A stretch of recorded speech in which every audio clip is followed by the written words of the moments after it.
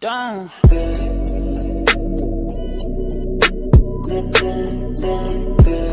Hello, my name is Constantino, and I just graduated high school a week ago, and I'm going to attend Emory University in the fall. And in our English class, we were shown an extremely feminist video displaying the Fox News as one of the main news sources that displays, I guess, anti-feminist views. Right, because all the women are attractive. Yeah.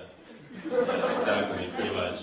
So what are your thoughts on, I guess, feminism in general and everything like that? Well, I mean, feminism, the original point of feminism was a good point, which was a lot of men acted like pigs, right? I mean, that's true. The problem is the solution of feminism was, okay, let's have women act like pigs also, as opposed to let's hold men to a higher standard, which is really what should have happened. They destroyed the very institutions that benefit women the most. You know who's benefited from feminism the most is men. Men have benefited enormously. We have to work less. You know, listen, if I can get my wife is in medical school at UCLA, I promise you, I'm going to take a sabbatical the minute she starts working. You know, feminism, women in the workplace is a wonderful thing. My mom was a working woman. My dad was actually home with the kids. Feminism was very good about getting women into the workplace. What feminism was very bad about was the idea you have to destroy all traditional values in order to get women into the workplace. That's a lie. It's not true at all. The greatest institution in the history of mankind for women is monogamous marriage. It is the greatest institution in the history of mankind. Before that, women were just they were members of harems, and they were victims of sexism on a routine basis. Marriage, anybody who's married, you guys aren't married yet, marriage is about equality. That's what a marriage is about. It's not about, the feminists have this idea of marriage that it's a patriarchal institution in which the man bosses the wife around. If that's the case, my wife certainly hasn't heard about it. So, you know, feminism has made a lot of mistakes, among them the idea that of separating marriage from sexuality, the idea that women should act exactly like men, that men and women are exactly the same. That's unnecessary. Men and women can have equal rights without being exactly the same. But the Sex and the City version of femininity is really quite repulsive and has led many young women to damage their lives because they buy into the idea that they can have sex with as many people as you know, promiscuous men would, and it will have no impact on them. Men and women are very different. They treat sex very differently. I mean, for men, there's only one question. Well, there are two questions: when and where, right? And women generally like to ask the question who. Well, Sex in the City says that women should not even bother asking the question who. They should just treat it like men treat it.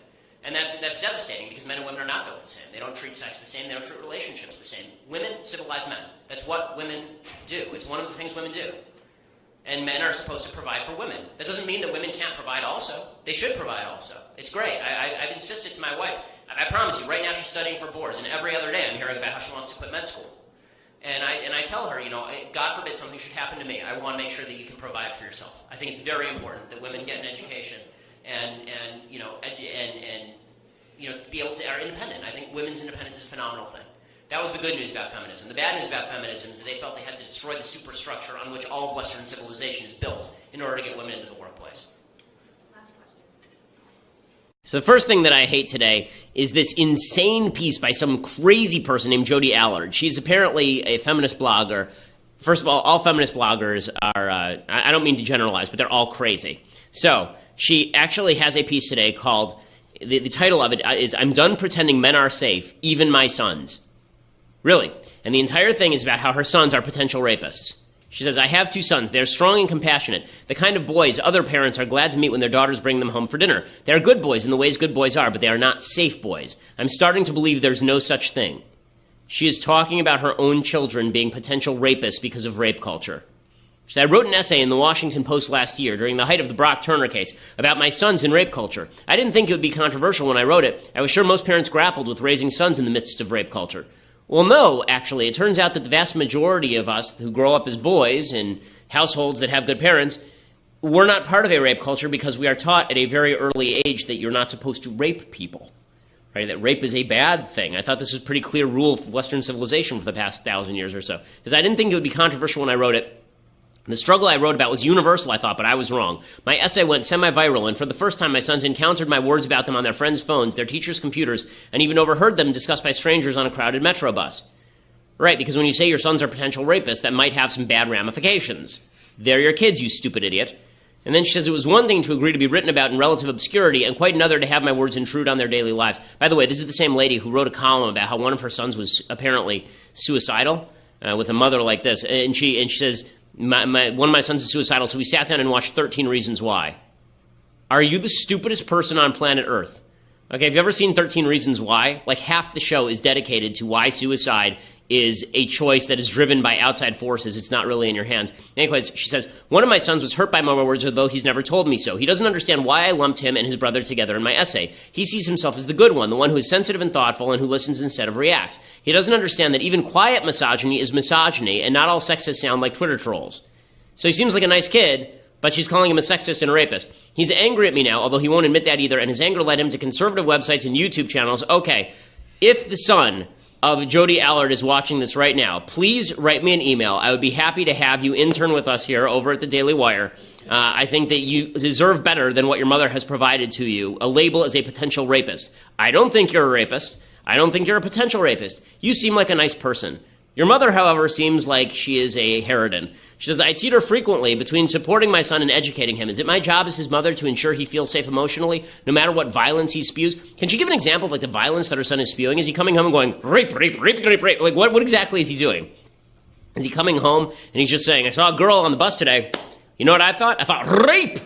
I'm pretty sure that's not what happened. But when you're a crazy person, then this is what happened. And then she starts talking about her dating life. Okay, why do feminists always feel the need to talk about their dating life like anybody cares? She says, I joined Bumble recently after a 6+ year break from dating. I'm not overly interested in dating in the first place, but I'm starved for adult conversation, so dating feels like a necessary evil. Well, no, there's some of us who have friends. I mean, you could do that. And it's just Bumble, as I explained to my married friends, is like feminist Tinder. Women have to initiate contact with men, so there's no inbox full of bleep pics every day. But feminists are not. The men are no different from the men anywhere else, and I quickly felt deflated. All men are... Okay, I have a general recommendation. If you believe that all men or all women are crazy, that everybody's terrible, maybe it's just you. Maybe it's just you. If every relationship you've ever had has gone bad, maybe it's not because all the people you know are terrible. Maybe you suck as a human. Okay, and I'm going to go with that on this one. It's just... My sons won't rape unconscious women behind a dumpster, and neither will most of the progressive men I know. But what all of these men share in common, even my sons, is a relentless questioning and disbelief of the female experience. I didn't realize the common female experience was to be raped while unconscious behind a dumpster. I know a few females, and I don't know any of them who've been raped while unconscious behind a dumpster, at least none who have told me about it. And if they did tell me about that, I would say, can we find the person and hunt them down? Like, that would be my first reaction. Can we tell the police? And if not, is there a way that we can kill this person and get away with it? Like, that seems like the best possible, like, is that not feminist enough? Do I have to do more than that? So I do not want to prove my pain or provide enough evidence to convince anyone that my trauma is merited. Okay, if you accuse someone of rape, you might have to provide evidence of actual rape. Like, you shouldn't just be able to accuse anyone of any crime. Totally insane. Totally insane. Child Protective Services needs to show up, like, right now at this lady's door. Thank God it sounds like her sons are getting old enough that they get to leave home. Leave now. Leave now, okay? I will try to find a way to put you up in your own apartment. Seriously. Okay? You deserve to get out of there right now, Jody Allard's children. My God. A disease. This is not my opinion. This is facts from the World Health Organization and the American Psychologists Association. Just like gay people don't have a disease. Fact number 2. Rich kids stay rich, poor kids stay poor. Out of 1,800 billionaires in the world, 12 of them are black. Where you come from, where you grow up, how much your parents earn, whether your parents were married plays a major role in determining where you is there a question mark at the end? Fact number 3. I would just like to remind you that hate speech is not free speech. Yes, it is. And my question is, since facts don't care about your feelings, why did you use false facts? Okay, so none of the facts that I used are false. First of all, yes.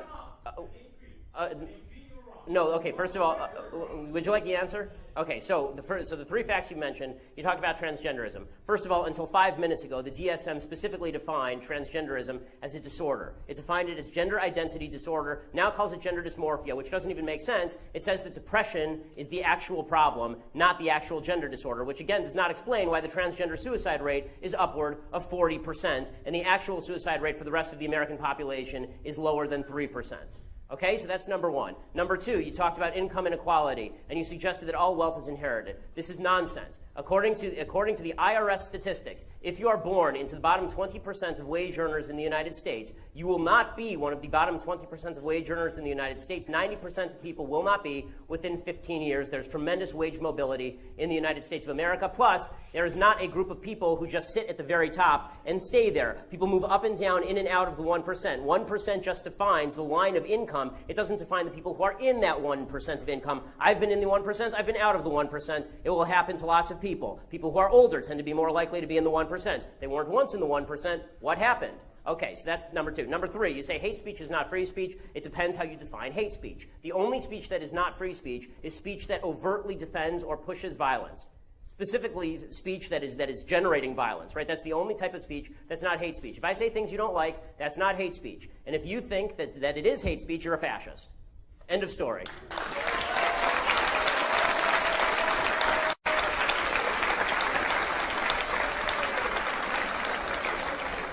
Knows anything about politics, they know you're evil.